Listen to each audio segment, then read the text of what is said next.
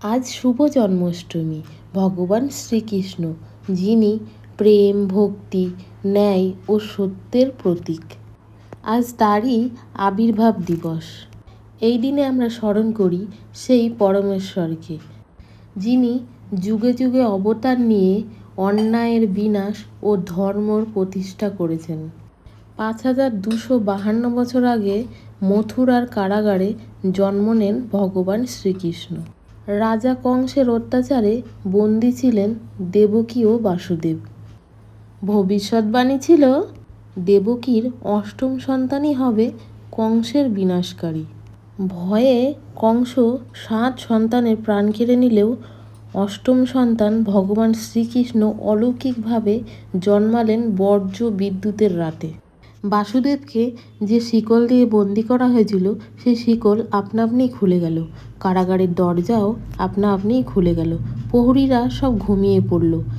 বাসুদেব নিরাপদে শিশুকৃষ্ণকে নিয়ে গেলেন গোকুলে, যশোদা ও নন্দরাজের ঘরে। গোকুলে কৃষ্ণের শৈশব কেটেছিল দুষ্টুমিতে আর লীলায় ভরা। তো এই যে আজকে আমি ভগবান শ্রীকৃষ্ণের জন্য 56 ভোগের আয়োজন করছি। কিন্তু কেন এই 56 ভোগ দেওয়া হয় ভগবানকে, সেটা কি আপনারা জানেন? হ্যাঁ, অনেকেই জানেন, কিন্তু যারা জানেন না তারা জেনে নিন। চলুন বলি কেন 56 ভোগ দেওয়া হয়। ভগবান শৈশবে 8 বার করে খাবার খেতেন। যশোদা মা সকাল, দুপুর, বিকেল, রাতে নানা রকম পদ করে ভালোবাসায় ভগবান শ্রীকৃষ্ণকে সেবা দিতেন। একদিন বৃন্দাবনে ভয়ঙ্কর ঝড় বৃষ্টি শুরু হলো। ইন্দ্রদেব খুব রেগে গিয়ে অঝড় বর্ষণে গোকুলকে ডুবিয়ে দিতে চাইল। তখন শিশুকৃষ্ণ গোকুলবাসীদের রক্ষা করার জন্য তার ওই ছোট্ট আঙুলে গোবর্ধন পর্বত তুলে ধরলেন। গোকুলবাসী ও পশুদের বাঁচাতে তিনি 7 দিন 7 রাত ধরে সেই পর্বত তুলে ধরে রাখলেন। সেই 7 দিন তিনি কিছুই খাননি। পুরো 7 দিন না খেয়ে ওই পর্বত তুলে ধরে দাঁড়িয়েছিলেন। হিসেব করলে 7 দিনের 8 বেলা খাবার মানে 56 বেলার খাবার।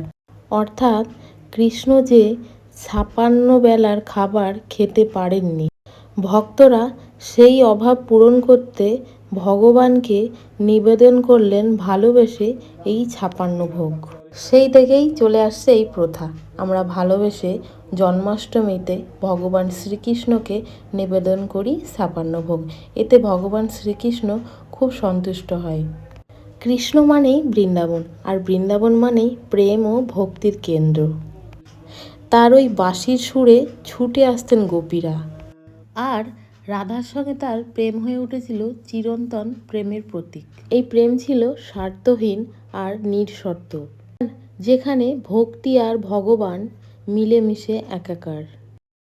রাধাকৃষ্ণ তাই ভক্তদের হৃদয়ে আজও প্রেমের সর্বোচ্চ রূপ। কৃষ্ণ শুধু প্রেমের দেবতাই নন, তিনি ছিলেন ধর্মরক্ষকও। কংসকে বধ করে মাতৃকুলকে মুক্ত করেছিলেন। মহাভারতের কুরুক্ষেত্র যুদ্ধে পাণ্ডবদের সারথি হয়ে দাঁড়িয়েছিলেন।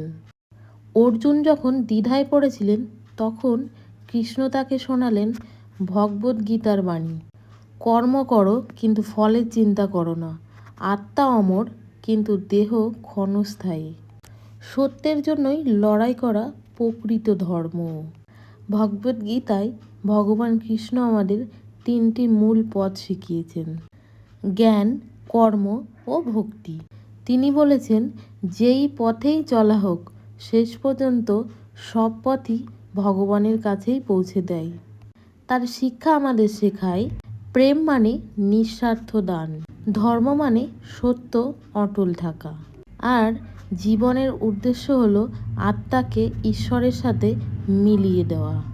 আজ জন্মাষ্টমীর এই দিনে আমরা স্মরণ করি ভগবান শ্রীকৃষ্ণের জন্মের অলৌকিক কাহিনী, তার শৈশব লীলা, তার রাধার সঙ্গে প্রেম আর মহাজ্ঞান এই ভাগবত গীতা।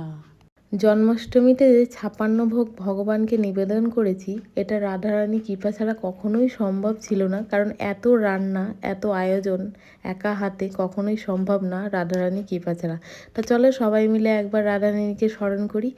জয় রাধে জয় রাধে জয় রাধেশ্যাম, হরে কৃষ্ণ কৃষ্ণ কৃষ্ণ হরে হরে, নিতাই গৌর হরি বল হরি বল হরি বল হরি বল হরি বল।